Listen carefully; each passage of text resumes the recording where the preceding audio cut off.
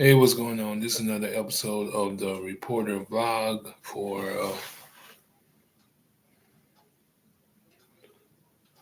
April 16th, 2024. Um, Pretty much a double header story dump because, like I said, these stories been on my Facebook page just a little bit too long. The first one is pretty much 2 days old. So we're gonna dump them out into the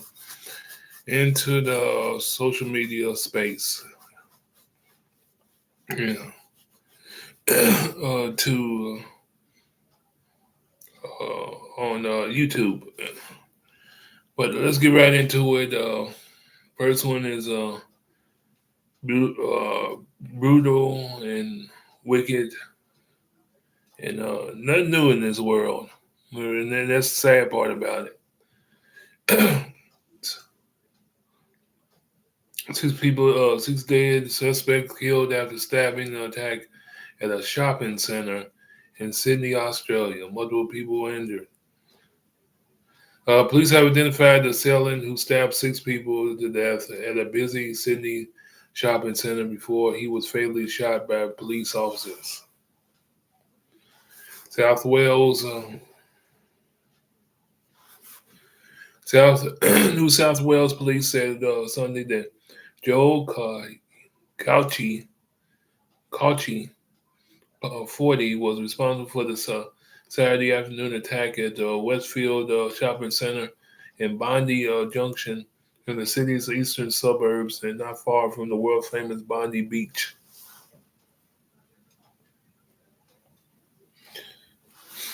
NSW Assistant Police Commissioner Anthony Cook told reporters at the media conference on Sunday, 2 days ago, that Kachi suffered from yet specified mental health issues. Police investigators weren't treating the attack as terrorism related. We are continuing to work to do the profiling of the offender, but very clearly to us at this stage, it would appear that this is related to mental health of of the individual involved. Cook said.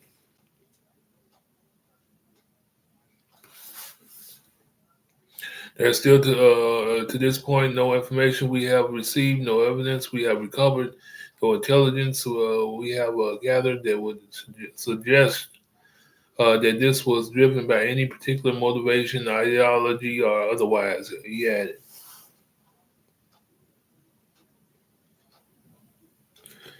The attack at the shopping center, one of the country's busiest, and which was the hub of activity on a particularly warm fall afternoon, began around 3:10. And the police were swiftly called.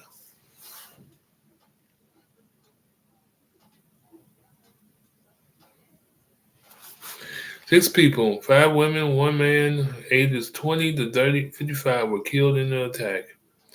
12 others remain in the hospital, including a 9-month-old child whose mother died during the attack. Hmm.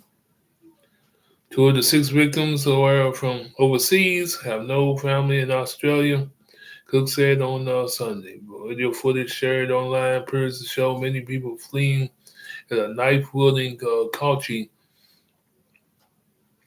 show to show many people fleeing and the knife-wielding Kauchi walked through the shopping center and lunging at people.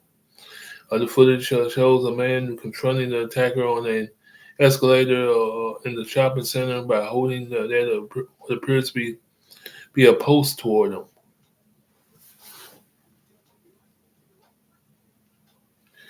Kauchi was shot to death by a lone female police officer at the scene. Speaking to reporters on Sunday, Prime Minister Anthony Albanese said the officer was certainly a hero whose actions had saved many more lives.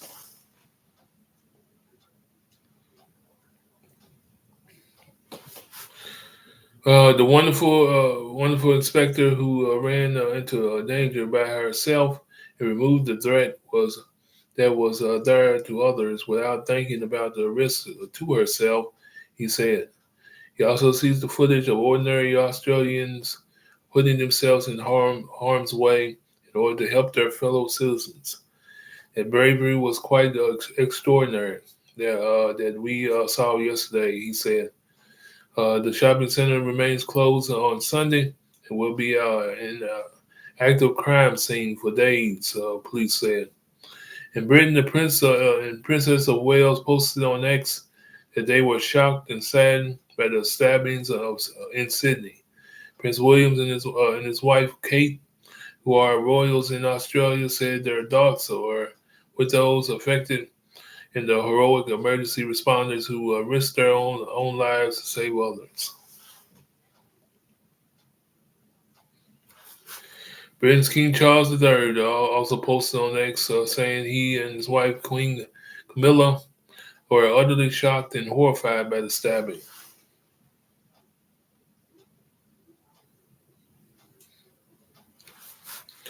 Our hearts go out to the families and loved ones of those who have been so brutally killed during such a senseless attack.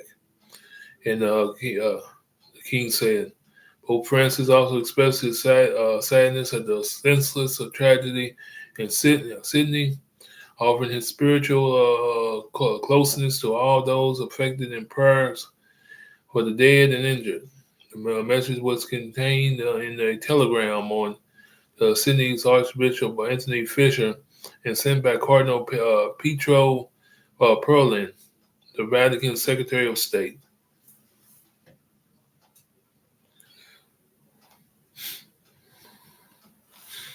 But that's going to do it for that one. Can't say too much on that one. Prayers to the victims. Don't have a backup story for this one. Like I said, this is pretty much a story dump for both of these stories. But this is a perfect example of the importance of mental health. Once again, or the lack of mental health.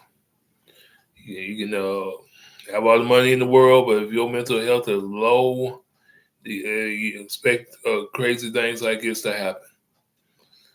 But I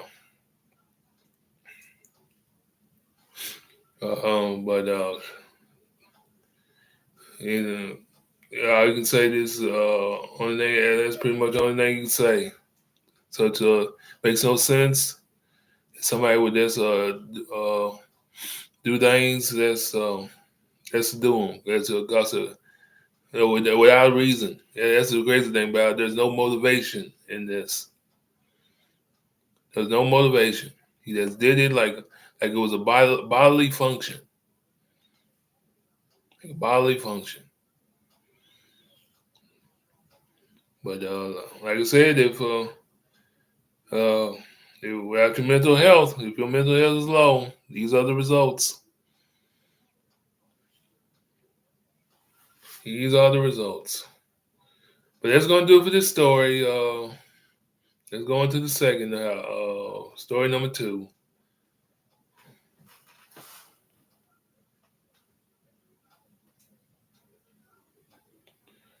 Yeah, story number 2.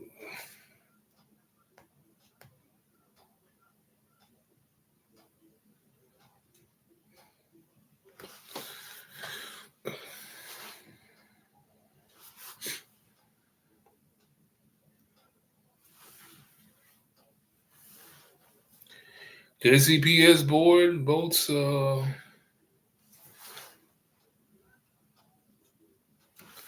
cut transportation for most magnet traditional schools. To give credits on this story, this story was on April 11th, 2024. And I think it was published by Drew Gardner.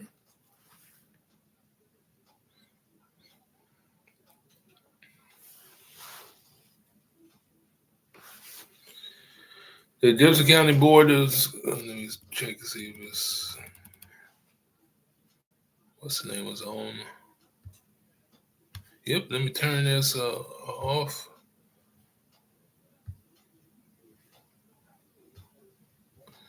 Okay. The Jefferson County Board of Education voted Wednesday night on a transportation plan for the next school year.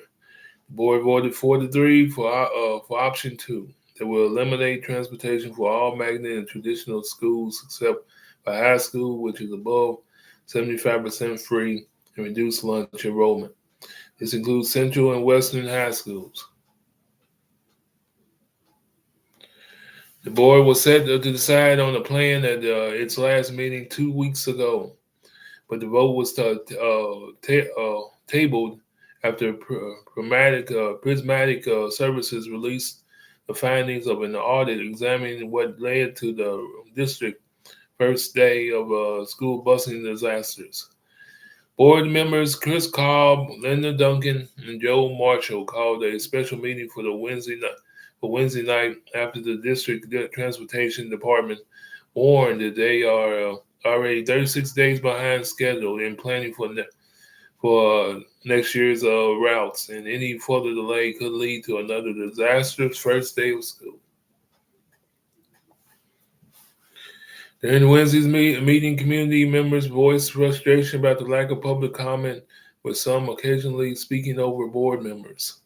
Former Louisville Urban League president and CEO Sadiqa Reynolds was among several audience members asking the board to table the vote. You created this transportation plan, and we believe that you may have done it with the best of intention. It failed. You don't have a room for that again. So what we are asking you is to do is vote tonight, Reynolds said. Reynolds pleaded with the board to consult additional experts to the field in the field of develop a more equitable plan. She encouraged the board to continue working with UPS to work out the logistics, a suggestion repeated multiple times during the meeting. Chief Operation Officer Robert Folk said the district has been consulting UPS, but they have not heard back from the company since late December. Folk insisted that the transportation department had exhausted every possible option. He warned that they were already a month behind in mapping out next year's routes, and any further delay would result in another disastrous first day of school next year.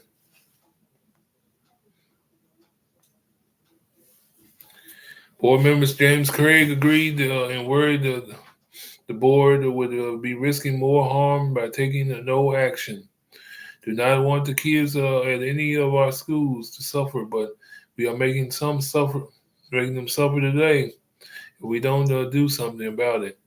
And it would be wholly negligent when our transportation department is telling us that they need to decision to get this right next year for us to continue to sit on our hands, Craig said. Culp pointed to the Prismatic report which said the district not listening to the transportation department concerns play a key role in the first day of a school busing failure.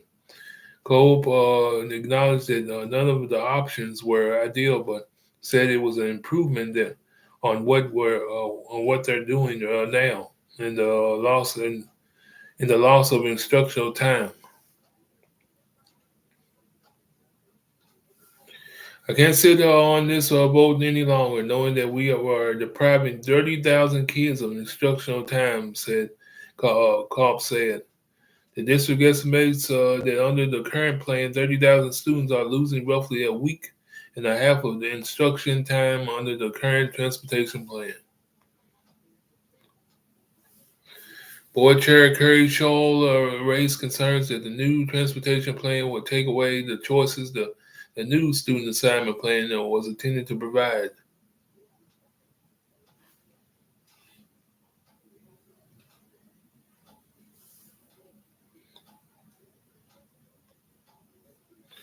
My concerns about this transportation plan is that it makes the Board of Education out to be liars, and that we have sold this community on access and choice, and just 2 years later, we're ripping the carpet out from under them, Cobb said.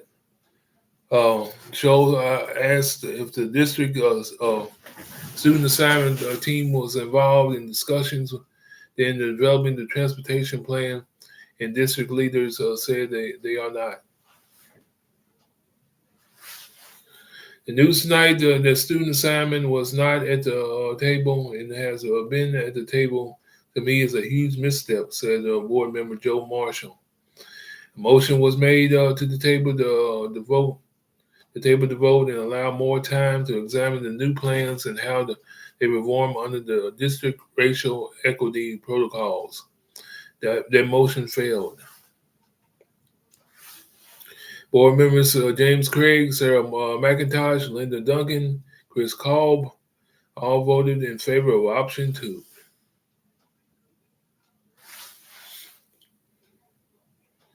Superintendent Marty Polio, called this the most difficult challenge in his tenure as superintendent, but said it was necessary to minimize loss of instructional time. We're down to 553 bus drivers right now, from now with 50 out every day, and we have upwards to 570 routes.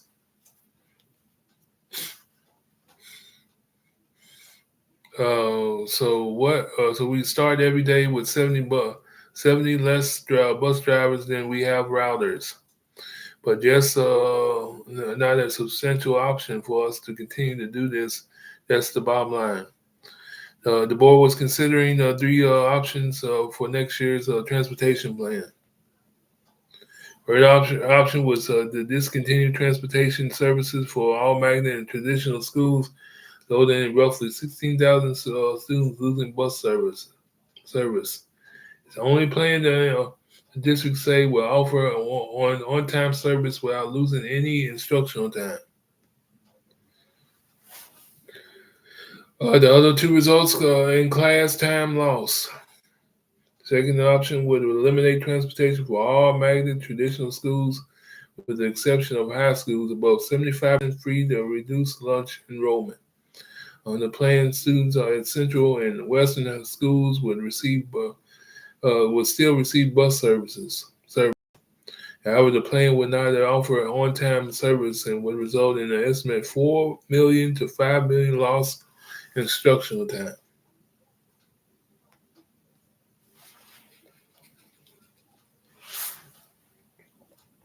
Third option would eliminate transportation for all magnet and traditional schools, with the exception of middle and high school above 75% free and reduced free lunch enrollment. Under the plan, students at Central and School in the Coleridge, Taylor, Montessori, Foster Traditional School, Shawnee Middle School, Western High School, and Whitney Young Elementary will all maintain bus service. The district estimates that this plan will result in an estimated 5 million to 6 million lost instructional time.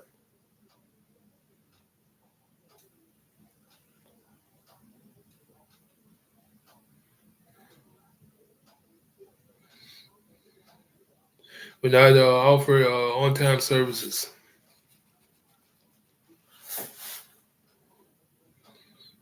The district says making no change to the transportation plan will not be feasible.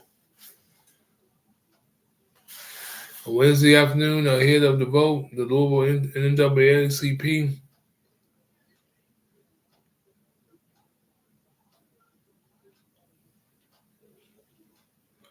they held a news conference calling for the resignation and dismissal of Superintendent Marty Polio and any board member who votes for any plan that ends transportation for any student. That's gonna do it. JCPS is a hot mess. It's a hot mess. And I don't blame them for wanting Polio's resignation. To tell you the truth, because since he took over, I guess if you want Start from last year to now, it hasn't been too good. So basically, somebody's just gonna like this problem that's going on now. Basically, somebody's gonna be left out no matter what, or somebody's gonna enjoy the benefits no matter what. Bottom line, and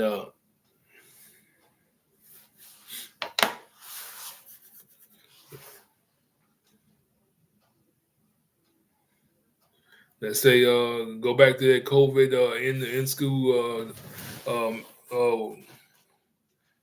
something. This is going to continue to repeat itself. But it's somehow, but this is the state in a nutshell. They were they put all their efforts in their reputation when derby time comes or this and that or I just put it like this: they put their effort into the things they want to put their effort into, like the arts and other things, while the most important things fall behind. But that's a perfect example of the way Louisville works, and it always has been for quite some time. Because without Louisville, Kentucky wouldn't have no reputation to speak for. Because because Louisville pretty much makes Kentucky uh, gives America a reason to look at Kentucky. In other words, and that's something for a city to have more to be a heart that much of a heart of a state. But this is a perfect example of what Louisville does. They once again they put their effort into uh, things to show themselves off, but while the most important things fall behind, fall behind.